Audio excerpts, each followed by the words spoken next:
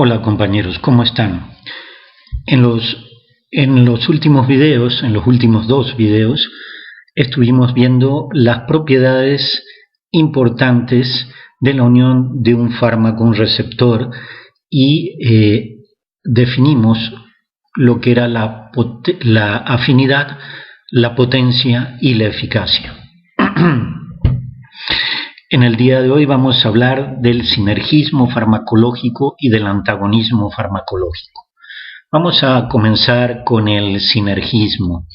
Como tienen en sus apuntes, la definición de sinergismo se llama efecto sinérgico al efecto combinado de dos fármacos que se administran simultáneamente, se administran a la vez, y el efecto de los dos fármacos combinados es mayor que el efecto de cualquiera de los fármacos que se administran por separado. Bien, así como existe un sinergismo, por ejemplo, en política, cuando dos partidos deciden unir fuerzas para conseguir una mayor cantidad de votos, también existe el sinergismo farmacológico, que es cuando administramos dos fármacos para que generalmente producen el mismo efecto, para lograr un efecto más intenso y mejor.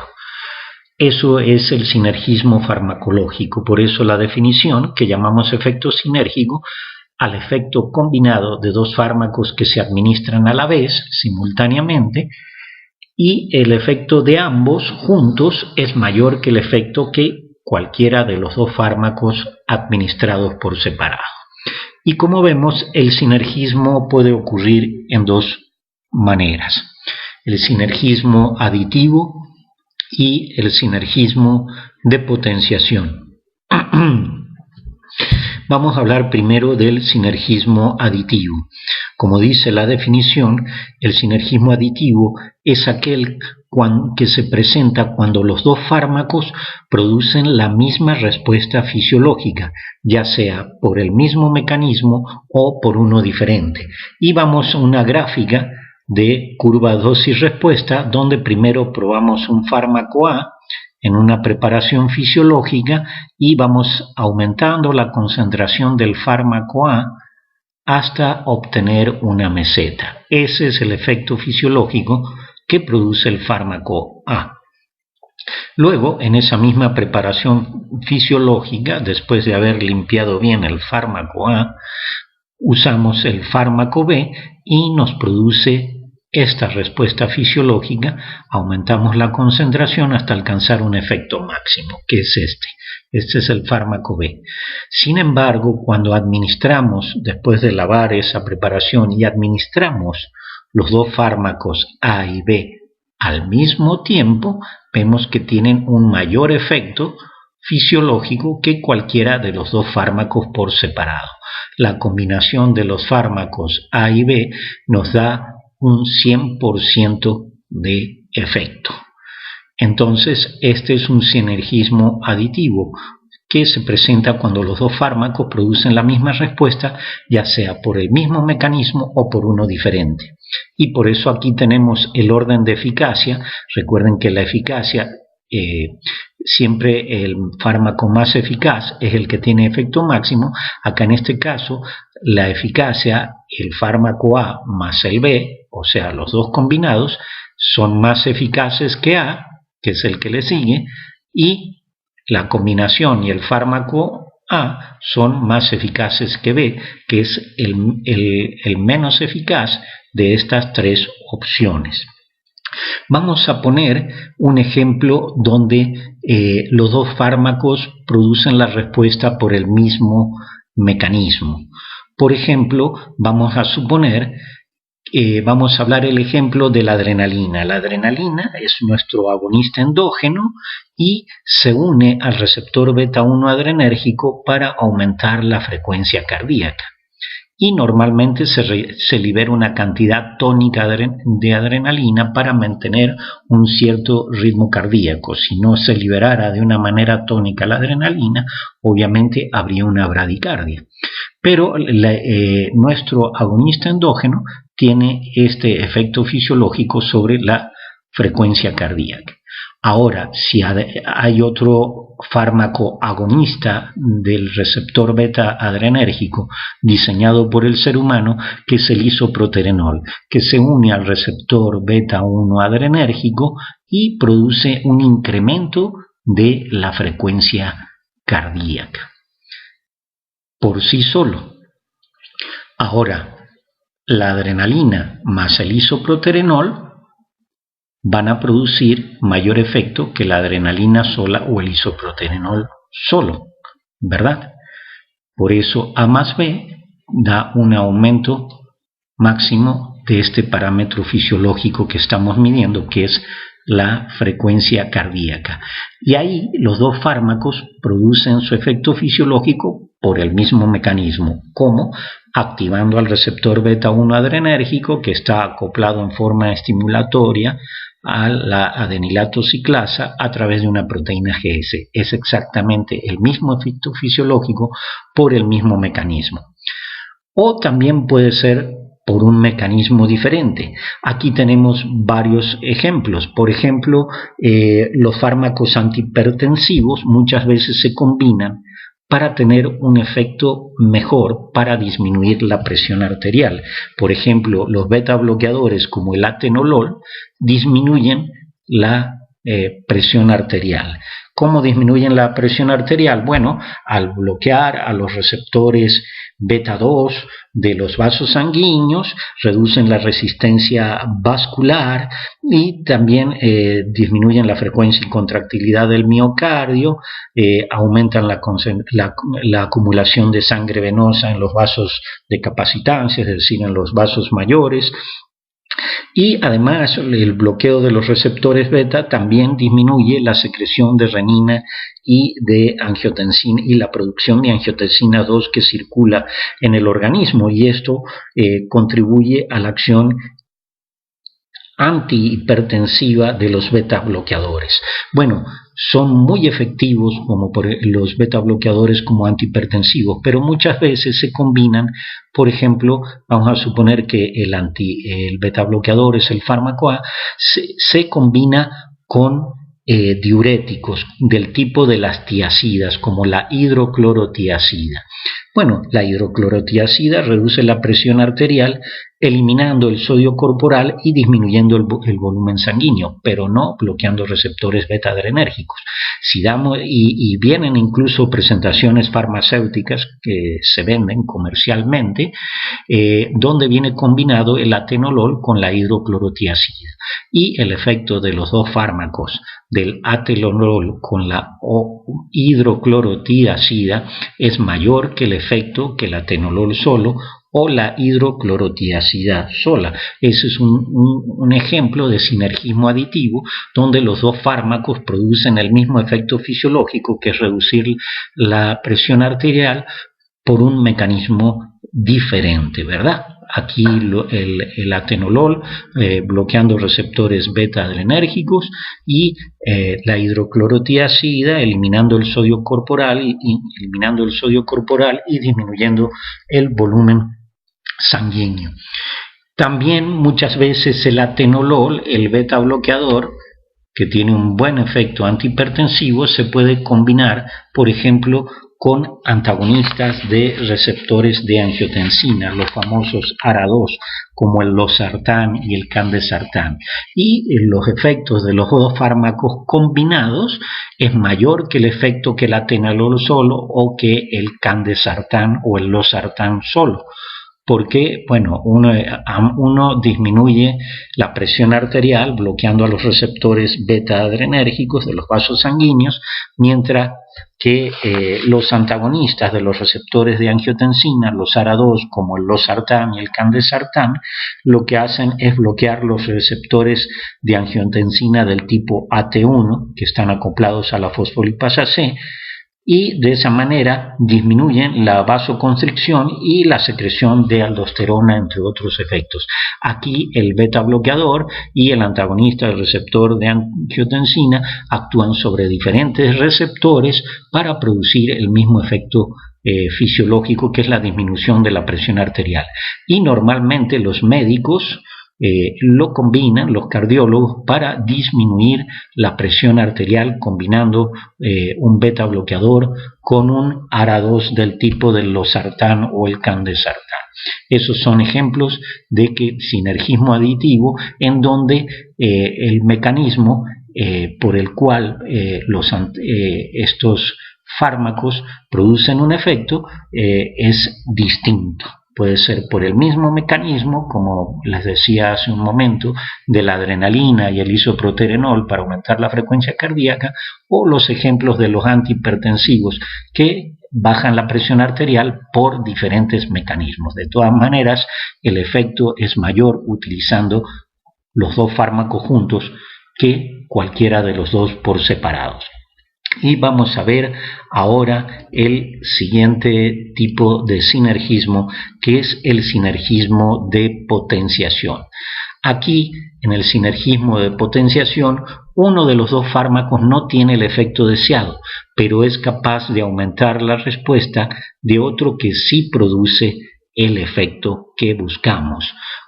Y como ejemplo tenemos esta gráfica donde tenemos un fármaco A que produce un efecto fisiológico a medida que vamos aumentando la concentración hasta alcanzar un efecto máximo, que es cuando se alcanza la meseta, y tenemos un fármaco B, que si después de lavar la preparación ponemos el fármaco B solo, vamos a ver que no tiene absolutamente ningún efecto fisiológico. Por eso puse la línea pegada al eje de las X. El fármaco B no produce ese efecto fisiológico que produce el fármaco A. Pero si lavamos la preparación y ahora combinamos el fármaco A y el fármaco B juntos y lo ponemos en la preparación, vamos a tener un efecto mayor que cualquiera de los dos fármacos por separado, o mejor dicho, un efecto mayor que el fármaco A solo, porque el fármaco B ya dijimos que no tiene el efecto fisiológico que buscamos, pero es capaz de aumentar la respuesta de otro que sí lo produce, que es el fármaco A. Y vamos a también dar un ejemplo para que vean que esto sí existe y es una realidad. Sabemos que en el sistema nervioso central tenemos neuronas GABAérgicas y el GABA es el principal neurotransmisor inhibidor del sistema nervioso central. El GABA se une a receptores GABAérgicos que son canales de cloro y abren la compuerta del canal de cloro, y al aumentar las corrientes de cloro se produce el efecto inhibitorio en el sistema nervioso central. Se produce un estímulo del tipo inhibitorio. Ahora bien, vamos a hablar de podría ser el GABA. El GABA, si lo tenemos en una preparación histológica de neuronas, va a producir una cierta corriente de cloro, ¿verdad? Que en un sistema vivo, en un animal completo o en un ser humano va a producir una corriente inhibitoria y un estímulo del tipo inhibitorio, porque es un neurotransmisor inhibitorio que al abrir las compuertas del canal de cloro del receptor GABAérgico produce ese efecto inhibitorio. Ahora bien, si damos benzodiazepinas solos en esa preparación, por ejemplo el diazepam, que es el principio activo del Valium, pero eliminamos el GABA de la preparación, es decir, que no hay GABA en esa preparación de neuronas, no vamos a tener ninguna corriente de cloro, porque las benzodiazepinas y también los barbitúricos del tipo del pentobarbital lo que hacen es facilitar los efectos del GABA, aumentan la frecuencia de apertura de los canales de cloro que provoca el GABA. Entonces, lo único que hacen las benzodiazepinas, que no se unen en ese lugar para abrir la compuerta, sino que facilitan la acción del GABA para abrir la compuerta.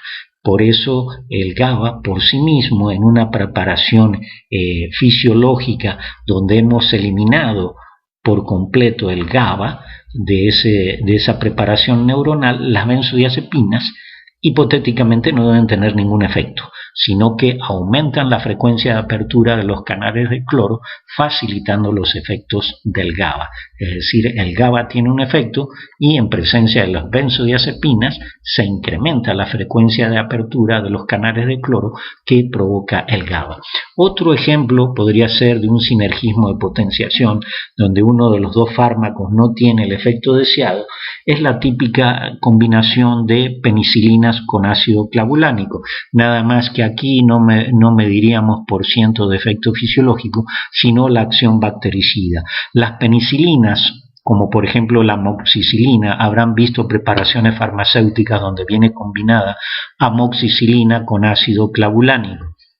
Bueno, el ácido clavulánico, supongamos que es el fármaco A, tiene una cierta actividad bactericida y el ácido clavulánico no tiene ninguna propiedad bactericida por sí solo, no mata a las bacterias, pero el ácido clavulánico tiene una gran utilidad porque es un potente inhibidor de muchas beta-lactamasas bacterianas, que son enzimas que tienen las bacterias que rompen las penicilinas como la amoxicilina. Entonces, al combinar la amoxicilina, que es esta curva que tenemos aquí, produce esta curva de acción bactericida, con el ácido clavulánico, que no tiene actividad antibacteriana, pero que inhibe a las beta-lactamasas bacterianas, entonces aumenta la eficiencia de la amoxicilina. Va a tener una mayor acción bactericida porque las beta-lactamasas de las bacterias no la van a poder degradar y eso va a aumentar la concentración frente a las bacterias para inhibir su crecimiento y también eliminarlas. Entonces, ese es otro ejemplo de un sinergismo de potenciación. El ácido clavulánico no tiene actividad antimicrobiana, pero es capaz de aumentar las respuestas de las penicilinas sensibles a las beta-lactamasas como la amoxicilina. Y bien, esperemos que hayan entendido el concepto de sinergismo y de sinergismo aditivo y de sinergismo de potenciación con los ejemplos que les he dado.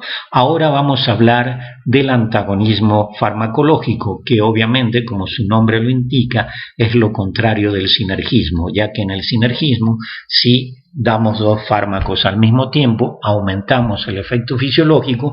En cambio, el antagonismo significa que ponemos un agonista y produce un efecto fisiológico, y ponemos un antagonista y va a disminuir ese efecto fisiológico. Por eso se llaman antagonistas.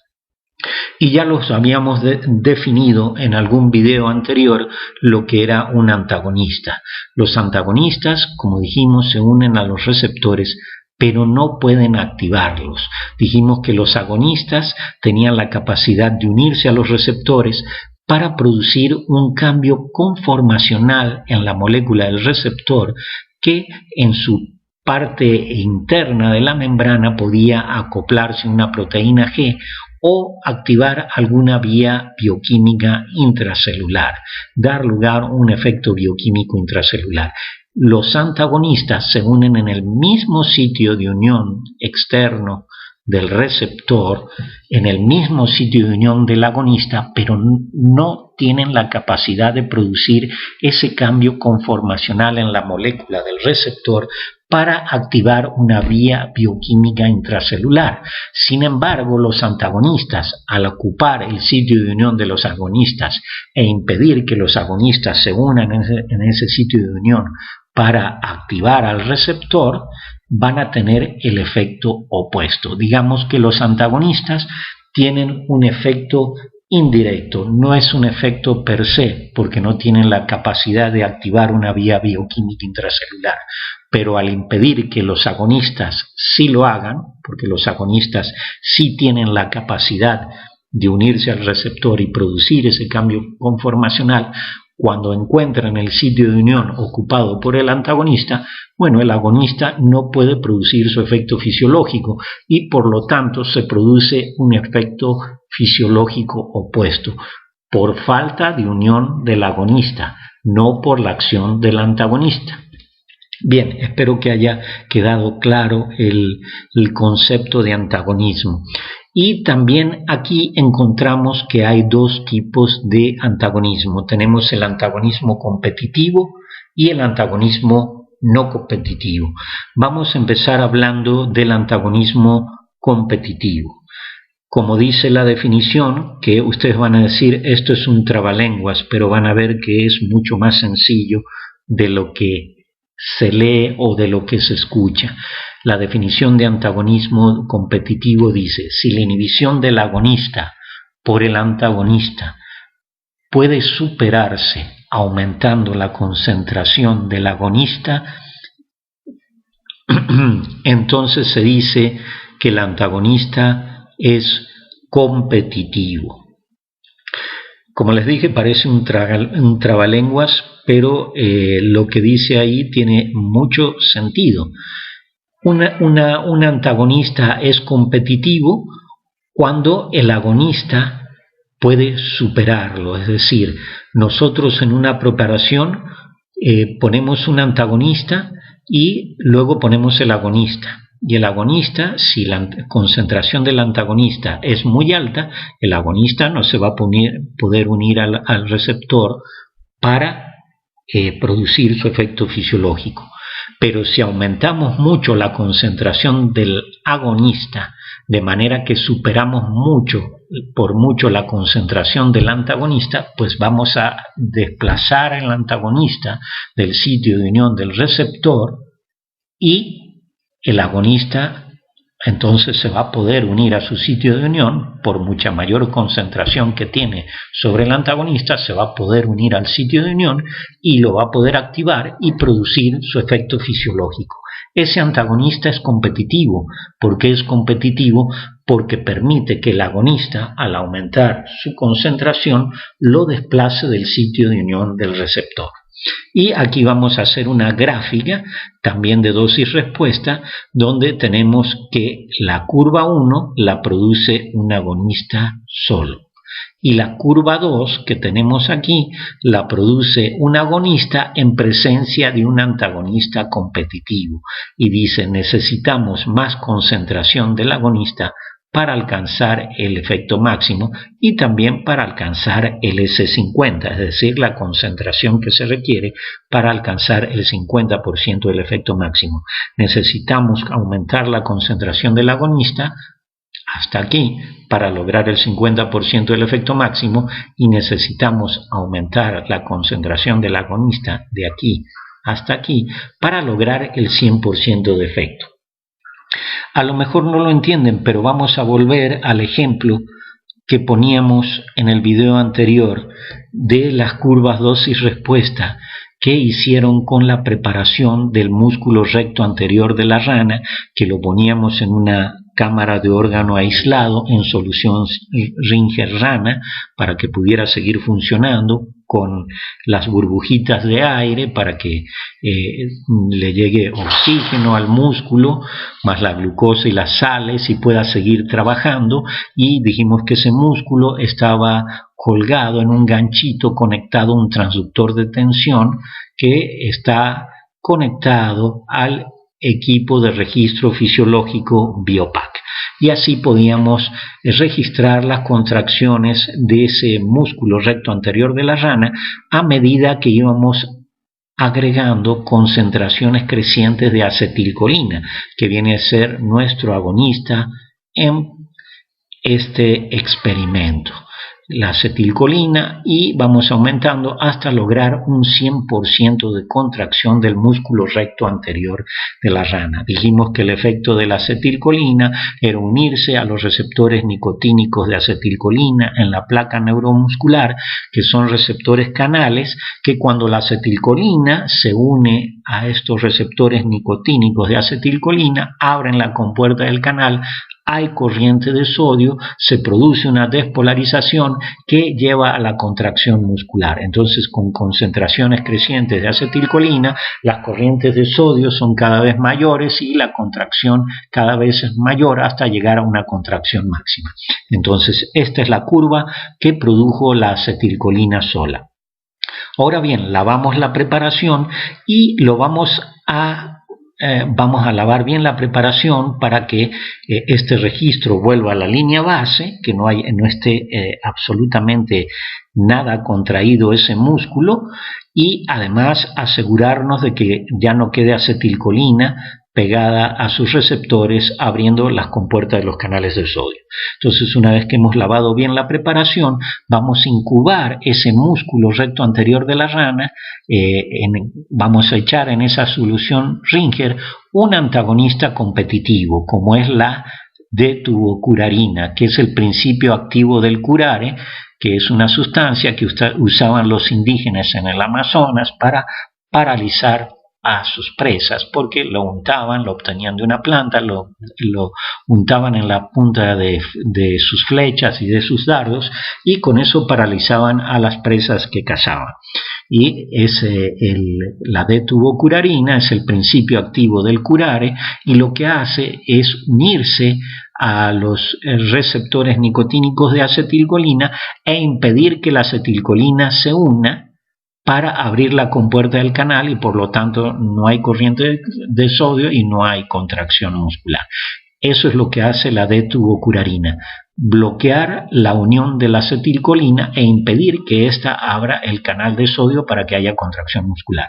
Pero es un bloqueador competitivo, es un antagonista competitivo, porque ahora vamos a ver por qué. Entonces ponemos en la camarita, en la solución de la camarita donde está el músculo, ponemos una concentración fija de tubocurarina y dejamos incubar 5 minutos la solución con tubocurarina para que el curare, la tubocurarina, bloquee los receptores nicotínicos de acetilcolina.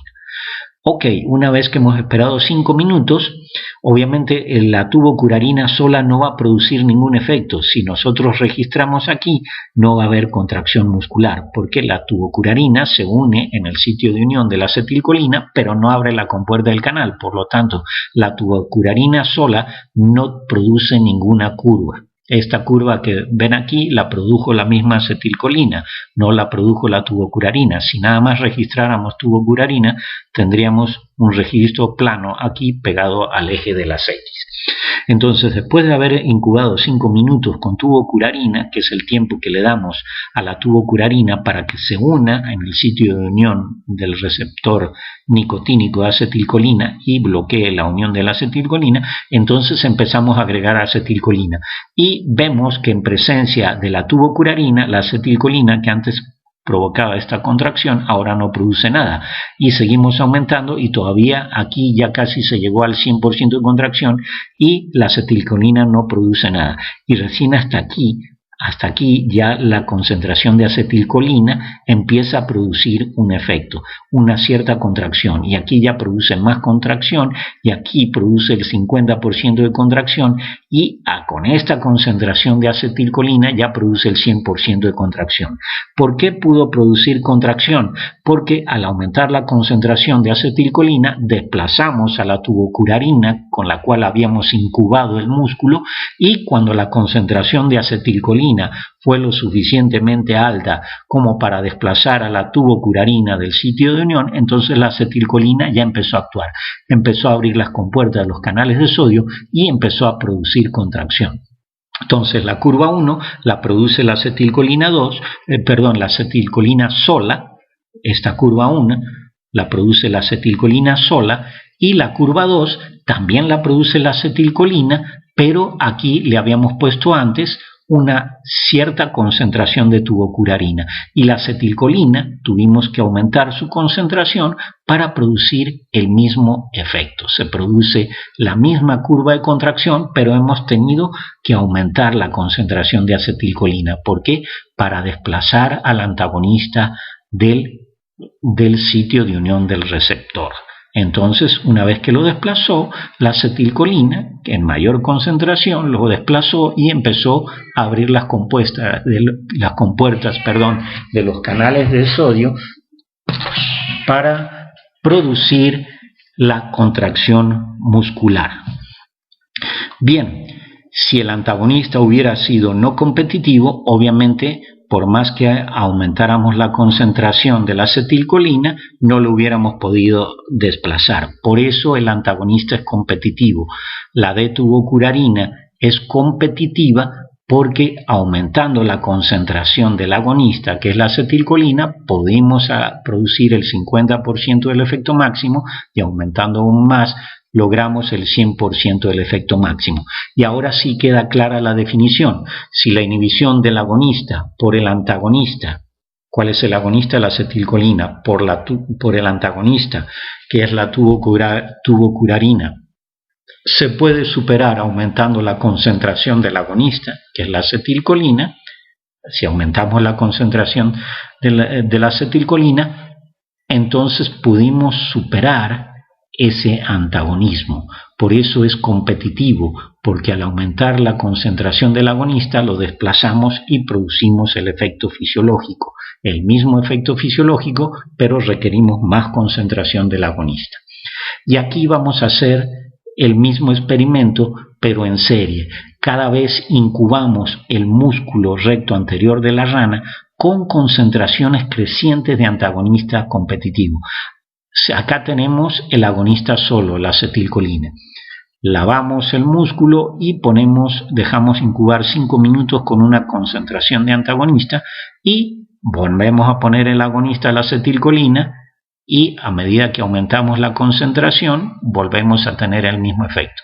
Ok, lavamos y ahora aumentamos la concentración del antagonista, pero entonces ¿qué tenemos que hacer para lograr la misma curva? Aumentar la concentración de acetilcolina y entonces tenemos la misma curva. Recuerden que todas estas curvas son producidas por el agonista. El antagonista, si lo pusiéramos solo, estaría aquí plano porque el antagonista no tiene la capacidad de producir el efecto fisiológico, no abre la compuerta del canal de sodio. Y así sucesivamente, lavamos otra vez la preparación y aumentamos la concentración del antagonista y entonces necesitamos otra vez aumentar la concentración de acetilcolina para producir el mismo efecto fisiológico, para llegar al S50 y para llegar al efecto máximo. Y si lavamos y aumentamos aún más la concentración del antagonista tubocurarina, pues vamos a necesitar todavía más concentración de acetilcolina para producir una curva del mismo tipo. Entonces, aquí la curva X es el agonista solo y todas estas curvas del asterisco también es el mismo agonista, en ese caso la acetilcolina, pero le hemos ido poniendo a la preparación concentraciones crecientes del antagonista competitivo, como por ejemplo la tubocurarina, y esas concentraciones crecientes del antagonista competitivo van a hacer que aumenten las dosis del agonista, es decir, de la acetilcolina, para alcanzar el efecto máximo y el S50. Hay un desplazamiento de la curva original hacia la derecha. ¿Por qué? Porque necesitamos aumentar la concentración del agonista para desplazar el antagonista y producir el efecto fisiológico. Espero que se haya entendido lo del antagonismo competitivo. Ahora vamos a hablar del antagonismo no competitivo. Dice que algunos antagonistas tienen una gran afinidad por los receptores, de manera que a veces resulta difícil su disociación del receptor e incluso a veces la unión al receptor del antagonista puede ser irreversible, es decir, que el antagonista se une en el sitio de unión del agonista del receptor y no se despegue, se quede ahí pegado de manera irreversible el antagonista en el sitio de unión del receptor. Debido a esa unión irreversible, no se alcanza el efecto máximo, ni aunque aumentemos mucho la concentración del agonista. Muy bien, ahora lo vamos a explicar aquí. En este caso, se establece un antagonismo no competitivo que se caracteriza por un desplazamiento no paralelo de la curva dosis-respuesta original hacia la derecha y con una disminución de la respuesta máxima. Ahora vamos a explicar este párrafo que les puede parecer raro, pero que lo van a ver muy claro en las formas de estas dos curvas. Aquí hemos hecho el mismo experimento, donde primero ponemos un agonista solo, y nos produce este efecto fisiológico. vamos aumentando la concentración del agonista para obtener esta curva de efecto fisiológico, y luego lo que hacemos es lavar la preparación y ponerle una cierta concentración de antagonismo no competitivo. Y dice agonista, aquí en la curva 2 tenemos el mismo agonista, esta curva es producida por el mismo agonista que en 1, pero en presencia de un antagonista no competitivo. Y dice, aunque aumentemos mucho la concentración del agonista, no alcanzaremos el efecto máximo. ¿Por qué? Porque hay antagonistas unidos de manera irreversible al receptor. Un cierto porcentaje del total de los receptores tienen unidos antagonistas irreversibles, y esos van a impedir la unión del agonista y van a impedir que se llegue a un 100% de efecto máximo. Si el antagonista es no competitivo, se va a unir de manera irreversible al sitio de unión del receptor y va a impedir que el agonista pueda producir un 100% de efecto. ¿Por qué? Porque un porcentaje de los receptores van a estar bloqueados por antagonistas irreversibles que no se despegan del sitio de unión. Entonces el agonista va a poder actuar solamente sobre aquellos receptores que no tengan unidos el antagonista irreversible. Aquí el agonista apenas alcanzó a producir un 65, un 70% de efecto, porque hay un porcentaje de receptores que están bloqueados por antagonistas irreversibles. Y por eso dice aquí, debido a esta unión irreversible de los antagonistas no competitivos, debido a ello no se alcanza el efecto máximo. Aquí, en presencia del antagonista no competitivo, por más que sigamos aumentando la concentración del agonista, la meseta va a seguir aquí en esta línea que marco con el cursor y se va a mantener paralela a la meseta del agonista solo. ¿Y por qué no va a alcanzar el efecto máximo? Porque hay un porcentaje de los receptores que están bloqueados con un antagonista irreversible. Esto que se pudo lograr aquí el agonista es porque habían receptores que no estaban bloqueados por el antagonista irreversible y se alcanzó a producir un 70% de efecto. Y dice, en este caso se establece un antagonismo no competitivo que se caracteriza por un desplazamiento no paralelo de la curva dosis-respuesta original hacia la derecha. Esta es la curva dosis-respuesta original, pero en presencia del antagonista siempre se desplaza hacia la derecha. Pero aquí es un desplazamiento no paralelo. Volvemos otra vez a las gráficas de antagonismo competitivo y como pueden ver aquí, el desplazamiento por la presencia de un antagonista competitivo es paralelo. La curva tiene la misma forma cuando el antagonista es competitivo, y acá en presencia de concentraciones crecientes de antagonismo competitivo, el agonista siempre produce unas curvas dosis-respuesta paralelas en relación a la curva dosis-respuesta original. Y aquí se nota claramente que en presencia de antagonismo tan no competitivo, la curva dosis-respuesta es no paralela en relación a esta, no tiene la misma forma sigmoidea, y además hay una disminución de la respuesta máxima, porque ya dijimos, por más que aumentemos la concentración del agonista, no va a alcanzar nunca el 100% de efecto, porque van a haber un porcentaje de receptores que van a estar bloqueados de manera irreversible por el antagonista no competitivo. Bien, y puede ser así como les dije que en el primer parcial les podía poner unas grafiquitas con 3 o 4 curvas para que me dieran el orden de potencia y eficacia de los 4 fármacos probados en una misma preparación fisiológica. Para que me determinaran el orden de potencias y eficacias. También les puedo poner un ejercicio de antagonismo competitivo y no competitivo.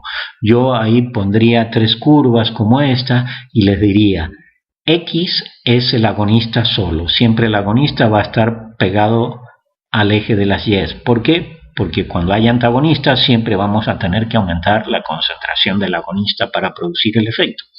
Entonces le voy a poner X es agonista solo, eso se los voy a poner. Luego les voy a poner dos curvas Y y Z. Y le voy a poner Y es el mismo agonista X que tenemos aquí, más un antagonista, y les voy a poner signo de interrogación y ustedes me tienen que poner si es competitivo o no competitivo.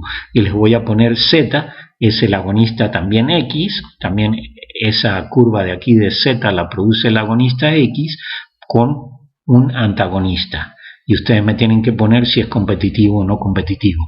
Obviamente, aquí Y es causada por el agonista X en presencia de un antagonista competitivo. ¿Por qué? Porque las curvas son paralelas.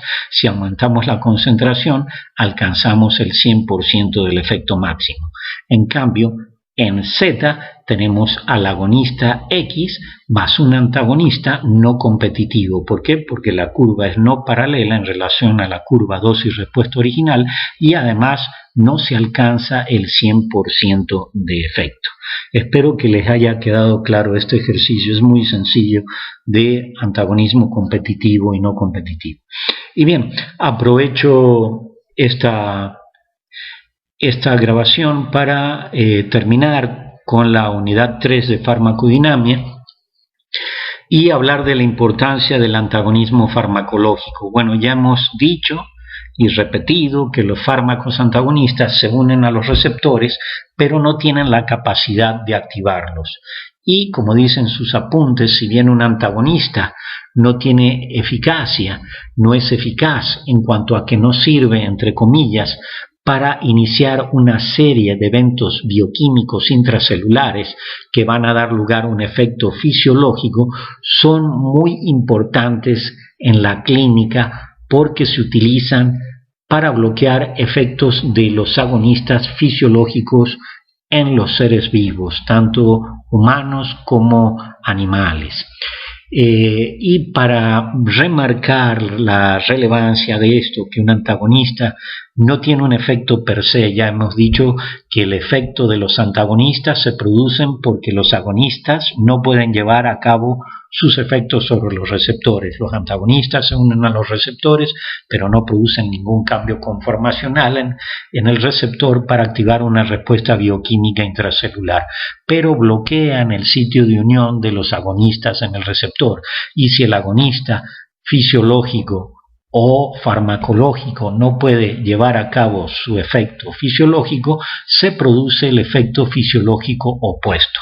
Es decir, que los antagonistas no tienen un efecto fisiológico per se, sino un efecto indirecto porque impiden los efectos fisiológicos del agonista.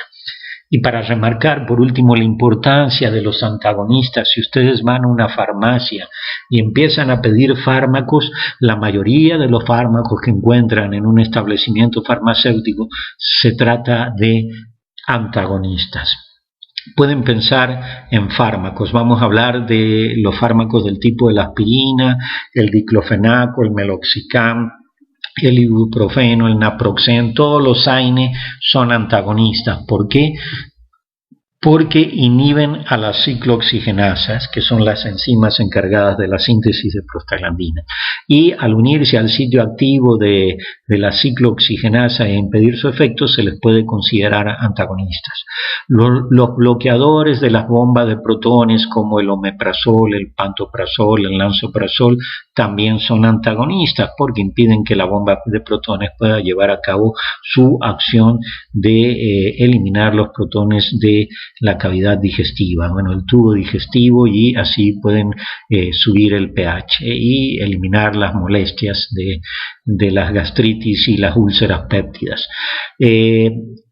Para eliminar ese tipo de molestias también están los antagonistas de los receptores H2-distamina que bloquean a los receptores H2-distamina en la mucosa gástrica, que son los que tienen que ver con la secreción de ácido clorhídrico, y obviamente también son antagonistas de receptores H2. ¿Qué otro ejemplo le puedo poner de de antagonistas. Bueno, hay muchísimos. Hace un rato mencionamos los ARA2, los antagonistas de los receptores de angiotensina del tipo AT1, también son antagonistas. Los beta bloqueadores son antagonistas, y en realidad van a encontrar muy pocos fármacos agonistas. Qué sé yo, la insulina inyectable se le puede considerar un agonista. Quizás los broncodilatadores como el salbutamol, que el nombre químico es albuterol, ese albuterol es el salbutamol, ese sí es un agonista beta-2 adrenérgico, pero van a ser muy pocos los fármacos agonistas que pueden encontrar en el mercado en comparación de los antagonistas. Entonces, de aquí de remarcar la importancia del antagonismo farmacológico, porque hay una gran proporción y le ganan por mucho a los agonistas. Los antagonistas son definitivamente los que más se encuentran en el mercado y los más utilizados en la clínica. Bien, y por último, para terminar con esta unidad 3 de farmacodinámica, vamos a hablar del efecto placebo y su importancia en la terapéutica. Dice la definición que un placebo es una preparación farmacéutica que no tiene principio activo. ¿Cómo es esto de una preparación farmacéutica que no tiene principio activo? Lo vamos a ejemplificar con una aspirina. Una aspirina, si ustedes toman una aspirina de esta de Bayer, les digo, vayan y pésenla en la balanza analítica y resulta que les va a pesar 1 gramo. Pero no es 1 gramo de ácido acetilsalicílico, que es el principio activo, sino que tiene un montón de polvitos blancos como talco, cefacel, almidón y otros polvos blancos que tienen nombres de letras mayúsculas con números que sirven para darle consistencia y hacer compacto el comprimido, que se pueda manipular y sacar del blister sin que se deshaga. Y eso sí tiene un principio activo, que son 500 miligramos de ácido acetilsalicílico y 500 miligramos de excipiente, que son el talco y los polvitos blancos que mencionamos, como cefacel y almidón, y los nombres de los polvitos en claves. Ese es el excipiente. 500 miligramos de excipiente y 500 miligramos de ácido acetilsalicílico. Ahora supongamos que el laboratorio farmacéutico dice ya no le vamos a poner el principio activo y les dan igual el comprimido de Bayer, que dice Bayer en cruz, y nada más tiene puro excipiente, nada de principio activo. Eso es un placebo porque no tiene principio activo y tiene puro excipiente. Y ustedes dicen, bueno, y eso entonces no sirve para nada, es inútil. Bueno, como dice ahí en los apuntes, se administra en estudios de control para determinar la eficacia de un fármaco y también se puede usar a veces para lograr un efecto terapéutico por sugestión. ¿Cómo es esto de que se utilizan los placebos para determinar la eficacia en un fármaco? Bueno, hay efectos fisiológicos que producen los fármacos que son muy fáciles de medir, como por ejemplo la presión arterial, es muy fácil, ¿no? Utilizamos el manómetro, la frecuencia cardíaca, podemos medir también el volumen de orina formado. Hay un montón de fármacos que son muy fáciles de medir, pero hay fármacos que producen un efecto fisiológico bastante subjetivo. Vamos a poner un ejemplo, las náuseas. Bueno, no todos hemos sentido náuseas y lo que los hemos sentido, decimos que las náuseas consisten en un mareo y en una sensación de repulsión, ganas de vomitar, pero cada quien tiene ideas muy distintas respecto, dependiendo de la persona, de lo que es efectivamente las náuseas. Entonces, si vamos a diseñar un medicamento contra las náuseas, nos tenemos que asegurar que los pacientes que vamos a probar el medicamento tengan efectivamente náuseas. Vamos a suponer que reunimos a 10 pacientes que dicen que sienten náuseas. Los 10 se dicen que se sienten nauseabundos. Y vamos a probar un fármaco que se utiliza para las náuseas, muy moderno, el ondansetron o el granisetron, más moderno todavía, y les vamos a dar a ellos el ondansetron para ver si funciona contra las náuseas. Pero antes de probar la eficacia, tenemos que decir, bueno, es que no sabemos si los 10 individuos que dicen que tienen náuseas realmente la tienen. Puede ser que sea una cuestión hipocondríaca o se imaginan que lo que tienen es náuseas. Entonces, lo que hacen en un estudio doble ciego, en la cual hay un segundo administrador que les da los comprimidos a un primer administrador, que es el que le va a dar a los pacientes. Ese estudio se llama doble ciego porque el que administra a los pacientes no sabe que le está administrando. Entonces a 5 de ellos ese administrador les va a dar un placebo y a los otros 5 les va a dar el ondansetron. Y bueno, el resultado para determinar la eficacia, para eliminar falsos positivos, en los 5 pacientes que se les dio el placebo, ellos se deben seguir sintiendo mal, deben seguir sintiendo náuseas, porque si saldan 2 de ellos diciendo, se me quitó la náusea, quiere decir que no tenían náuseas, o bien estaban inventando o sentían que tenían náuseas. En cambio, en los 5 individuos que tienen, que se les dio el ondansetron, que se les dio el principio activo, esos 5 pacientes efectivamente, para demostrar un 100% de efectividad, todos ellos tienen que decir, sí, se me ha quitado las náuseas y ya no siento mareos ni ganas de vomitar. De esa manera, el placebo sirve para determinar la eficacia de un fármaco en el caso de que el efecto fisiológico no sea fácilmente medible, como les mencionaba, como la presión arterial, la frecuencia cardíaca, la disminución de la motilidad intestinal, que son muy fáciles de comprobar. En cambio, hay efectos fisiológicos que son más subjetivos y que cada paciente lo siente, digamos, de manera distinta. Entonces, en ese caso de efectos fisiológicos que pueden ser subjetivos, que dependen mucho del estado psicológico o de la mentalidad del paciente, se utilizan los placebos para determinar que el fármaco es efectivo en todos los casos y que no den, digamos, falsos positivos de la eficacia de un fármaco en gente que no tiene, digamos, la patología. Bien, ¿por qué el efecto placebo a veces sirve? También hay un efecto placebo aunque no administremos ningún placebo. Es importante el efecto placebo en la terapia de un paciente. En la terapia de un paciente el efecto placebo a veces es positivo, como dice ahí, dependiendo de 3 factores: la relación médico-paciente, de la importancia del esfuerzo terapéutico para el paciente y del entorno psicológico generado por el tratamiento y el médico. La relación médico-paciente es muy importante. Generalmente el paciente conoce a su médico y si es el médico de cabecera de la familia, lo conoce desde hace mucho tiempo, ha curado a su papá o a su mamá o a su tía, entonces sabe que es muy bueno el médico. Y el paciente, ustedes si se enfermaron cuando eran niños y llamaron al doctor, se pusieron contentos porque dijeron, va a venir el médico, yo confío en él porque es una persona que ha estudiado mucho y viene bien preparado y ha curado a mi tía y ha curado a mi papá de esto. Entonces hay una confianza, esa cuestión psicológica de la confianza del paciente en el médico funciona como un placebo. ¿Por qué? Porque el paciente tiene una actitud positiva. Recuerden que cuando hay una actitud negativa del paciente o una actitud depresiva, generalmente esa situación psicológica también lleva a una inmunodepresión que no es buena. Entonces es muy importante esto de la relación médico-paciente, la confianza que tiene el paciente en las habilidades del médico. Luego tenemos la importancia del esfuerzo terapéutico para el paciente.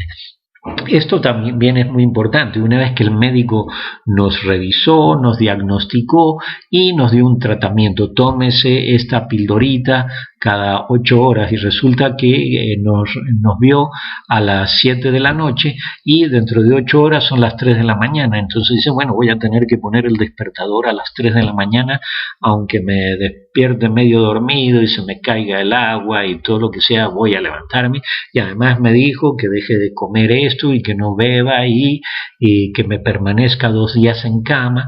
Y bueno, generalmente el paciente que enfermo no le gusta estar enfermo y quiere estar igual que todos los demás. Si se acuerdan cuando ustedes eran chicos y iban a la escuela primaria, que supongo que les gustaba ir a la escuela primaria, cuando se enfermaban era lo peor que les podía pasar y se tenían que quedar en cama y les decían que tenían que tomar esto y ustedes aguantaban en cama porque querían sanarse rápido para regresar a la escuela, cosa que probablemente hoy día no sucedería. Obviamente estoy haciendo una broma, ¿verdad? Pero ustedes hacen un esfuerzo terapéutico para estar bien, para sentirse igual que los demás. Generalmente el paciente que está enfermo se siente mal porque no está igual que la sociedad que le rodea, ya sea la familia, amigos y todo. Un joven que tiene hepatitis y que le dicen no puedes tomar alcohol por 3 meses y tiene que ir a fiestas y ver que los más amigos sí están bebiendo cervezas, entonces se siente minusválido. Entonces, siempre es importante que el paciente haga ese esfuerzo terapéutico y que se convenza que con ese esfuerzo terapéutico está contribuyendo a sanarse rápido. Eso, combinado con su confianza en el diagnóstico y el tratamiento que le recetó el paciente, genera un entorno psicológico que es positivo para recuperarse. El tratamiento y la confianza en el médico hacen sentir al paciente con una actitud positiva para salir rápido de la patología y volver a sus actividades normales y sentirse igual al resto de sus semejantes. Por eso es muy importante la cuestión psicológica en los pacientes. Tiene que haber una actitud positiva y como ejemplo de lo contrario les pongo siempre como ejemplo la pareja de 2 ancianitos que llevan 60 años de casado y se muere primero el viejito y la viejita se deprime y generalmente antes de 1 año o 1 año y medio también se nos va, porque ya no hay un interés en seguir viviendo, porque no hay unas ganas de seguir los tratamientos, porque se deprimen y cada vez son más los estudios que demuestran que hay una cierta relación directa entre el estado psicológico, el estado depresivo de una persona con la depresión inmunológica. Muy bien, compañeros. Esto es todo por ahora y nos vemos en el siguiente video donde vamos a empezar la unidad 4 de farmacometría. Hasta el siguiente video, compañeros.